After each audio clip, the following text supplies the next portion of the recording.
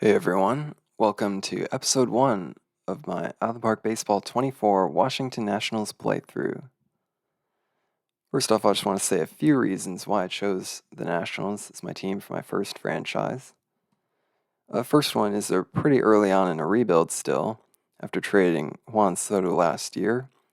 They acquired a number of solid prospects, although they still don't have the greatest farm system. That is another reason why I chose them. They're middle of the pack in terms of farm system, 18th out of 30th. So they do have some guys to build around for the future, but their organizational depth isn't great. So that'll definitely be something to build up. But we got James Wood and Robert Hassel, and also this pitcher, Harleen Susanna, they got from the Juan Soto trade. So those guys will be solid prospects to build around. But as a whole, from what I've seen, their prospect depth isn't great. Also looking at their salaries page, just look at some of the finances. They got the Steven Strasburg contract, one of the worst contracts in the league, if not the worst contract. He's getting $35 million a year for the next 4 years. And also the Patrick Corbin contract, making $24 million this year and $35 next year. Those, we're just gonna have to get through those. I'm not gonna be trading them because I want this to be a realistic rebuild.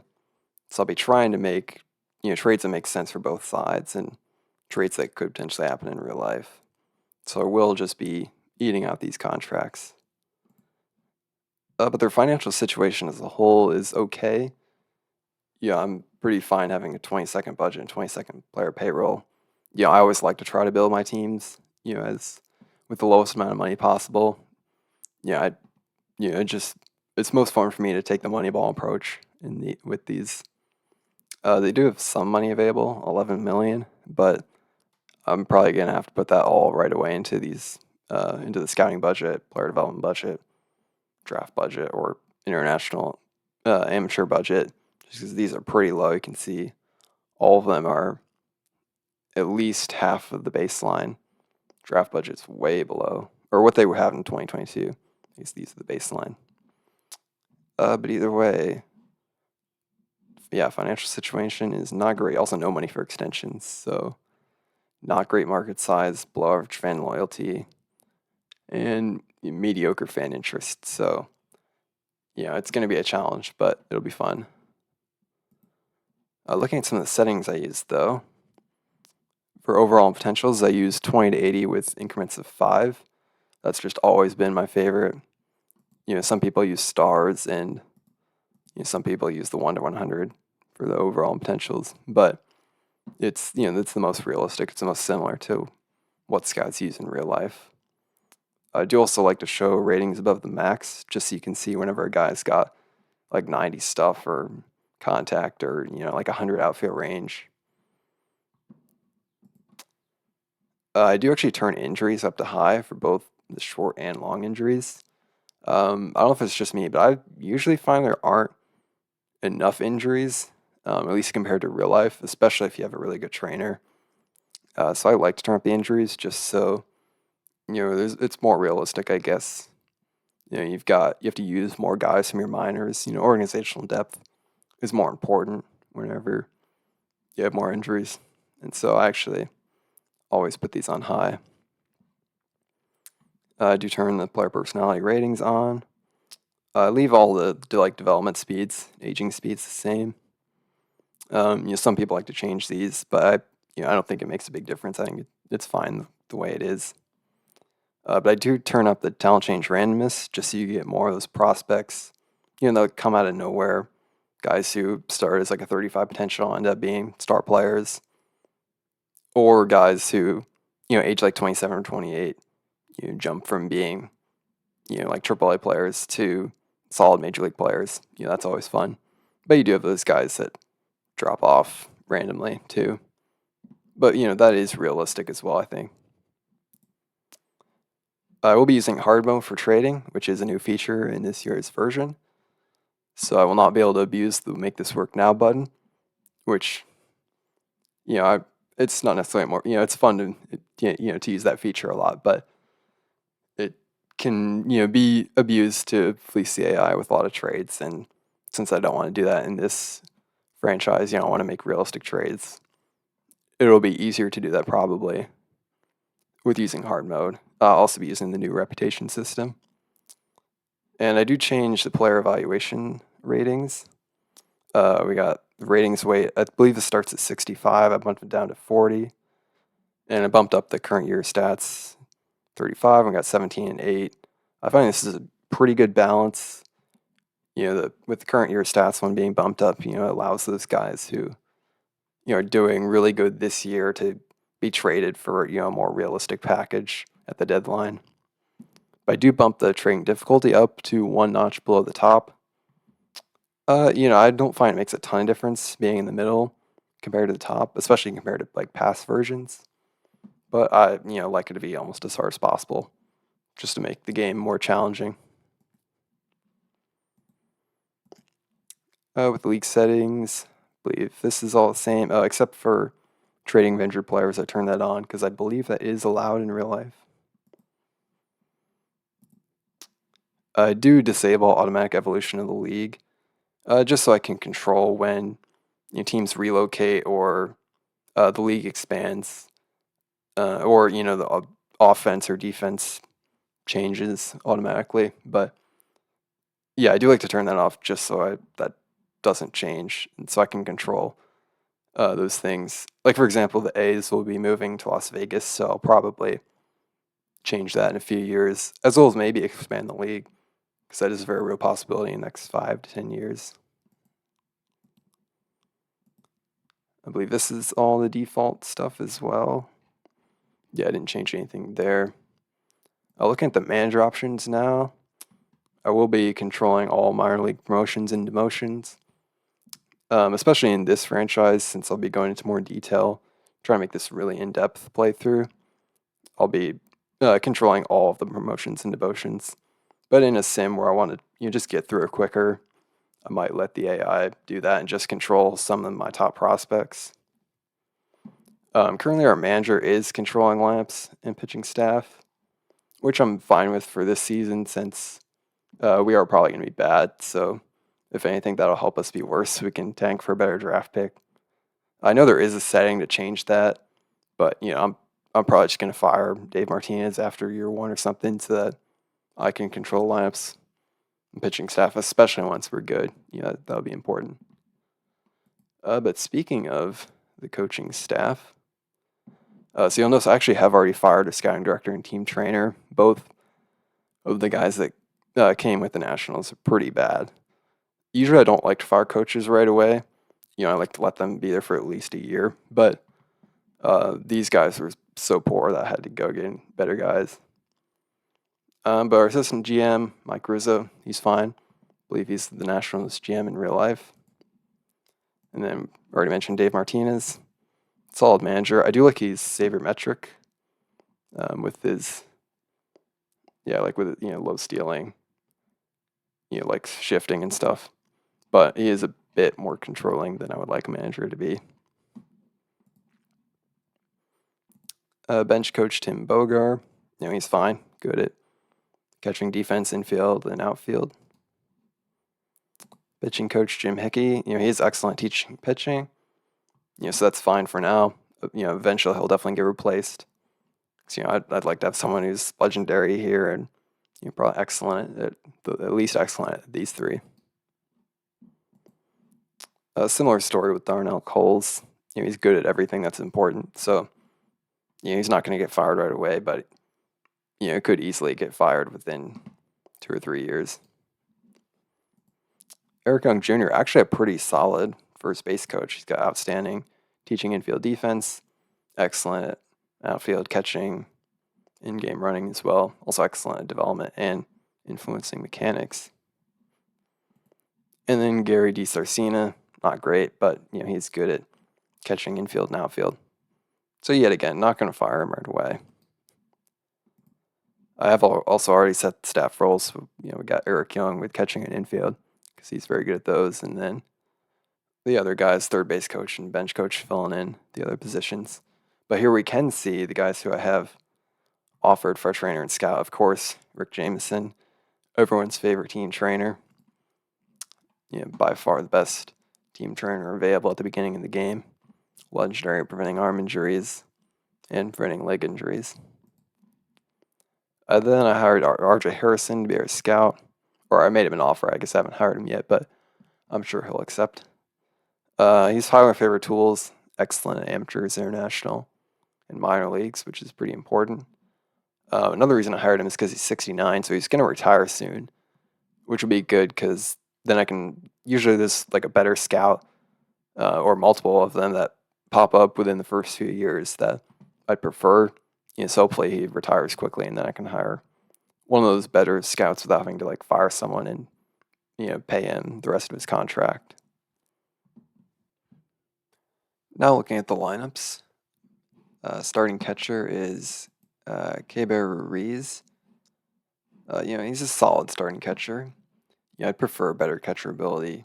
Arm is good, but he's a capable defensive catcher for sure.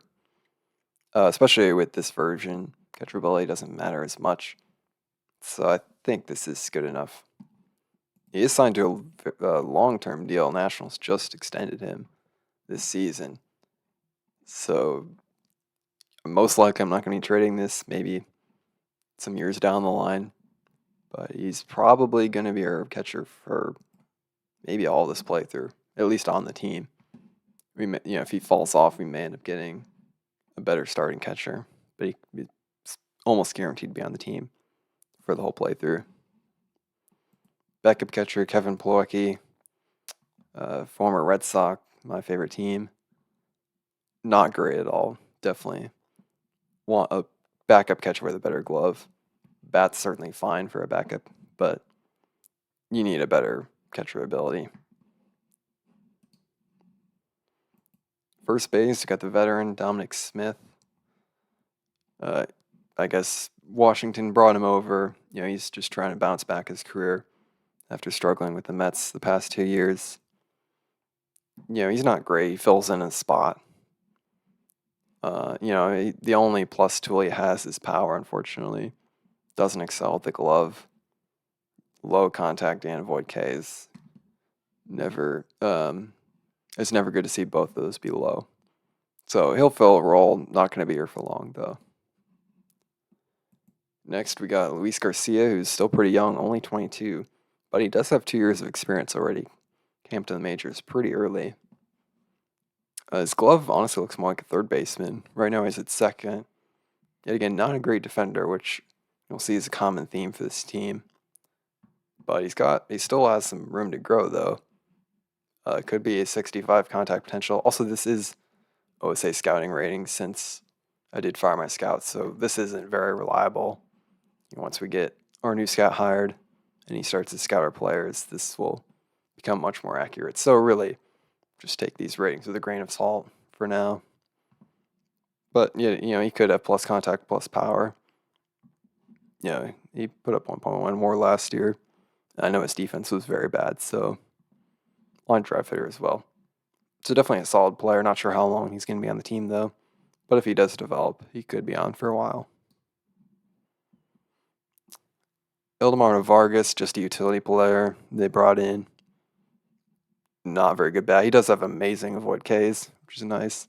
So he's not going to strike out, but he's not going to hit at all. I mean, you can see he hasn't really hit anywhere. I guess he hit a bit for the Nationals in 2022.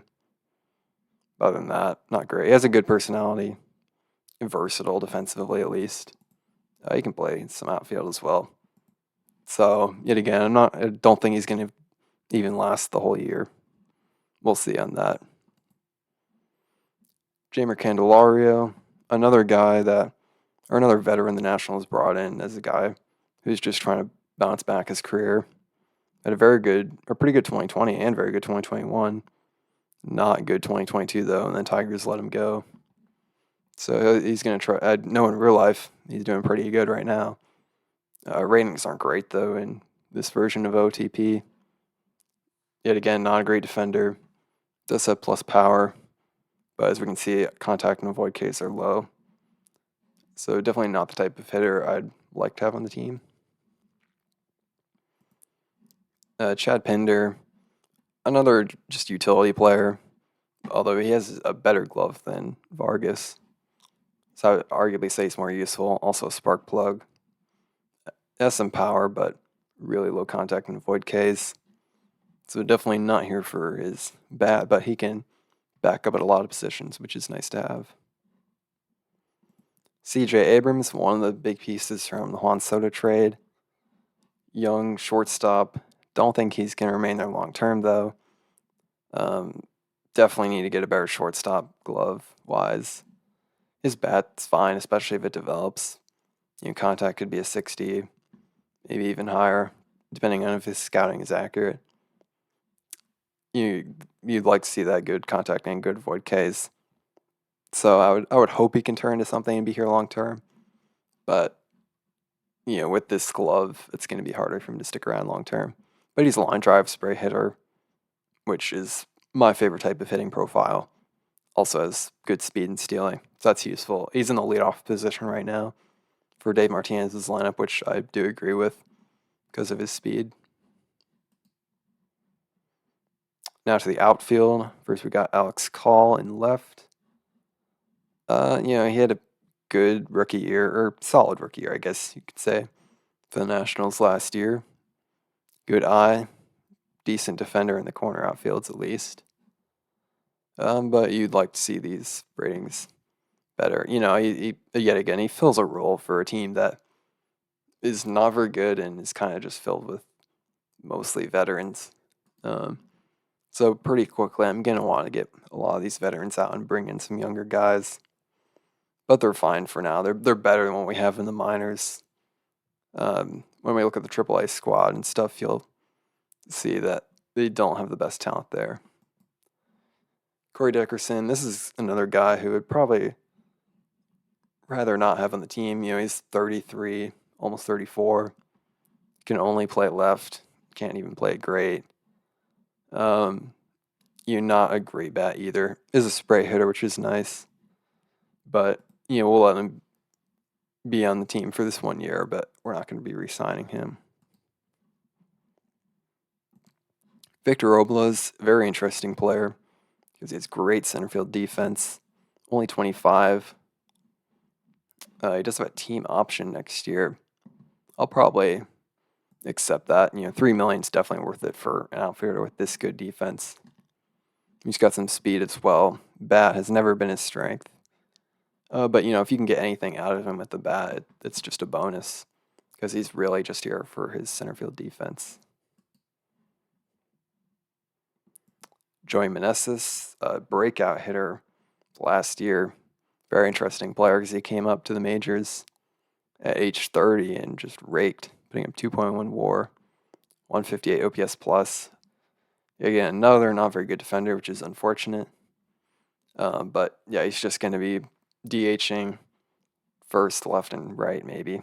So, he'll be good enough. Hopefully his bat does play. His ratings aren't great, unfortunately, but also the scouting, I think, is a little low on him compared to what our scout had before I fired him. So hopefully he's like a 55-55, and he'll hit well, especially in our ballpark, since our ballpark does favor hitters. And then Lane Thomas, he's one of our better outfield defenders, I guess. He can play a decent right and solid left. Honestly, I would think his ratings should be a little higher, because I know last couple of years he has hit better.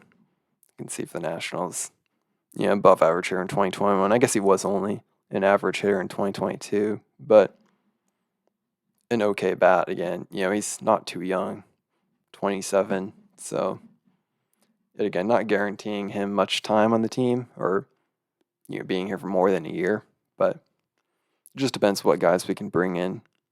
He's a useful player, though, I guess, as a backup outfielder, although for now he's starting, so not amazing. But that is it for the batters. Moving on to the pitchers. In our rotation, our ace is Josiah Gray. A younger pitcher, but the low movement, extreme fly ball, very scary, especially in our ballpark, which does allow home runs. much more than the average ballpark. But he does have great stuff, which would be nice. Hope to strike guys out a lot to prevent those home runs. Average control. If these ratings can get up a bit, he can definitely be a good pitcher for us. But unfortunately, he hasn't had much success in his major league career so far. He putting up negative 1.1 WAR last year. Next, Trevor Williams, a solid veteran starting pitching signing for them.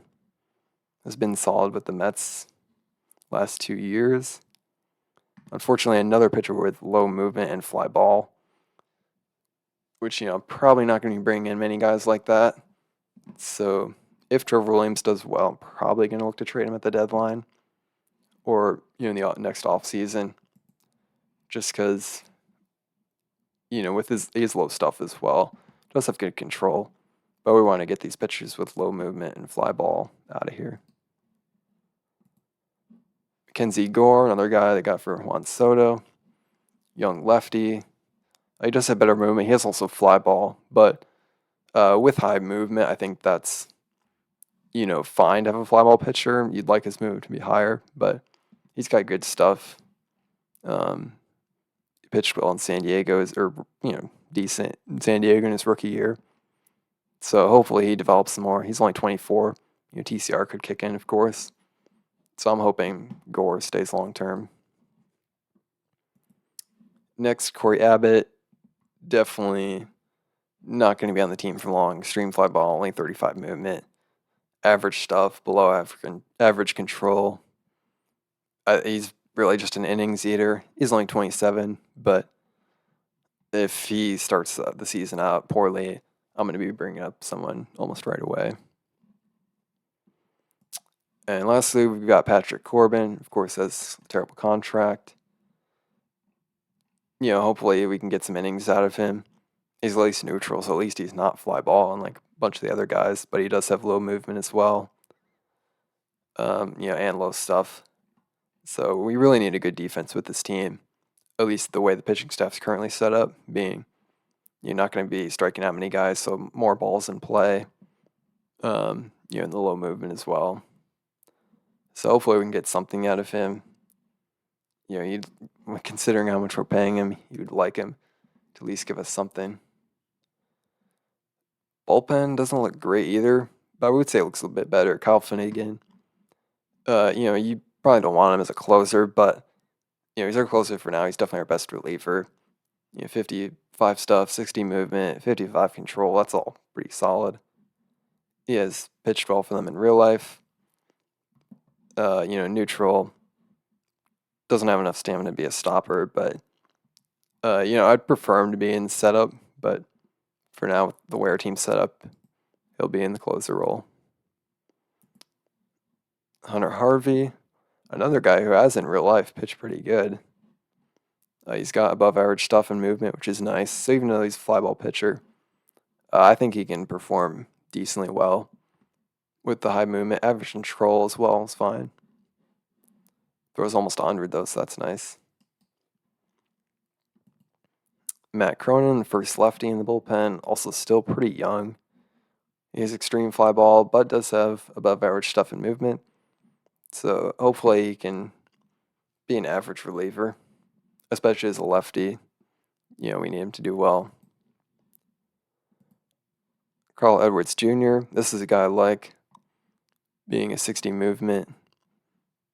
He's a veteran, but if he does well, we could extend him. I could see that happening. And another guy who pitched pretty good. His WAR is negative 0.1, but he did pitch to a good ERA last year. He's not a long reliever, but he's got a great fastball and at least average in all three: stuff, movement, and control. Mason Thompson, another young guy, finally a ground ball pitcher, which is nice. Above average movement and stuff. Control is fine. Hopefully he can develop a bit more. Only being 25, he's still got some more room to grow in his stuff, according to this scouting.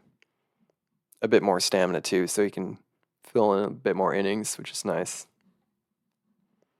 But none of these guys are guaranteed to be on the team very long, just because none of them are amazing. But whoever performs well is going to stick around. So if any of these guys like Thompson or Edwards or Harvey or Finnegan can perform like they have in real life, then they can definitely stick around.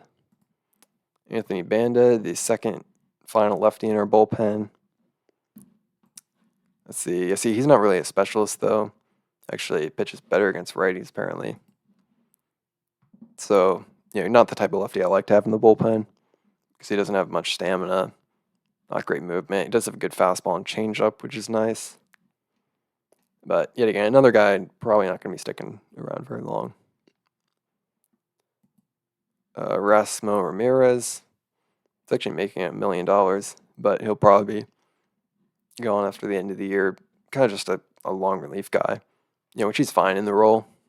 Unfortunately, another fly ball pitcher with low movement, but you're just looking for him to get innings in those long relief situations. So, he obviously could easily get DFA'd if a guy in AAA is doing really well that could fill his role, but hopefully he can give us something. And then Thad Ward, my favorite guy in the bullpen, as he was a Rule 5 draft pick from the Red Sox. And, I definitely wish the Red Sox had protected him. Still pretty young, just 26. He's got, 4 good pitches, very solid stuff. Ground ball pitcher as well. Below average control, but still some room to grow. Average movement. Got enough stamina to be a good long reliever. You give us a lot of innings, so I think he'll do pretty good in this bullpen. Now, taking a look at the injured list, there are a few notable names. First, Cade Cavalli, only 24, unfortunately out for 14 months with Tommy John surgery. But a pretty good-looking pitcher here, 60 stuff, 60 movement. He's got 3+ pitches and a changeup. Only 45 stamina and 45 control, but hopefully, if his ratings don't drop after these 14 months, he'll definitely be a usable pitcher for a while. And of course, we have Steven Strasburg, the guy who is never healthy. As you can see, he's only made 8 starts since 2019. Still has okay ratings, though, 65 stamina. Unfortunately, only 50 movement, but he does have plus stuff and control. Obviously, he's making $35 million for the next 4 years, which is not even close to ideal. Also, selfish personality, not ideal either, but we're just going to have to eat out his contract and hope his ratings don't tank any further. We also have Victor Arano out 8 to 9 weeks, but looks like a very good reliever, especially if his movement gets up to 65. Definitely could be a back end of the bullpen guy, especially the way our bullpen is situated right now. It looks like he pitched okay last year, but has solid ratings. Hopefully these are accurate or close to accurate. And, if his ratings don't drop after he comes back from injury, he'll definitely be a solid reliever for us. Tanner Rainey here, out for 9 to 10 months, also with Tommy John surgery. 65 stuff, but extreme fly ball, 40 movement, 40 control. Definitely not my type of pitcher here. Making $1.5 million. We'll probably just non-tender him after this year. I actually don't expect him to play anymore for us since the season won't be over by the time he comes back. Israel Pineda, he's an interesting guy, only 22. Good personality for a catcher. He'll probably be sent down to AAA, though, after he comes back in 1 to 2 weeks, because he's still got more room to develop. He's only 22. We probably don't need to DFA Powacky this early, but I would much rather his catcher ability be higher. But, maybe with this personality or TCR, that can jump up. I've seen that happen before. And then lastly, Carter Kieboom, former first-round pick. Kind of a bust prospect. Well, definitely a bust, but I'll definitely give him at least one more shot after he comes back from also Tommy John surgery. Unfortunately, not a good glove. Does have good eye/discipline. If these ratings come up, he's line drive hitter. He could do something. He can also play the outfield too. He can play a solid left or right. So I'd like to give him another chance, but we'll just have to see.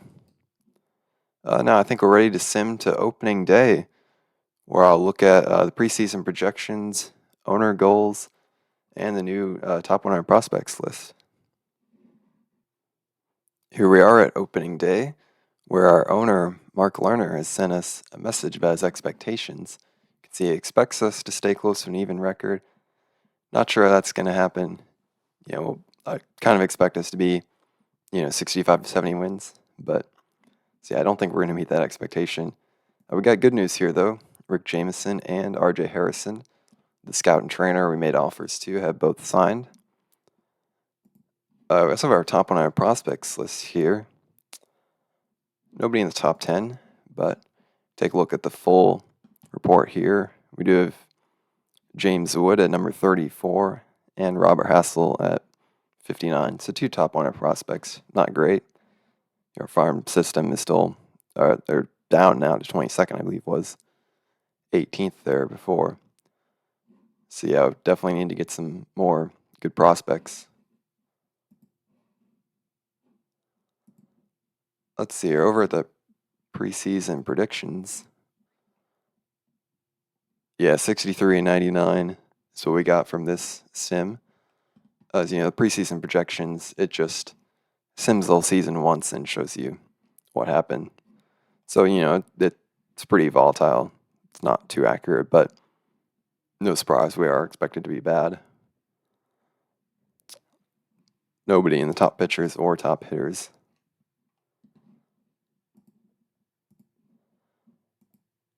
And then for our owner goals, as we already saw, he expects us to play close to 500 ball. He wants us to get a top 6 farm system, which, yeah, that's definitely a goal of mine as well to get pretty quickly. Might take a draft or two, but yeah, 21st currently, so a long way to go there. Also wants us to improve our fan interest. Another thing I would definitely like to do, we're only at 42 right now. He probably wants us to get that up to 60-something or 70. And then the long term, not till 2027 though, so that's a good while until we need to do this, is reaching the playoffs, and I think we can definitely do that by then.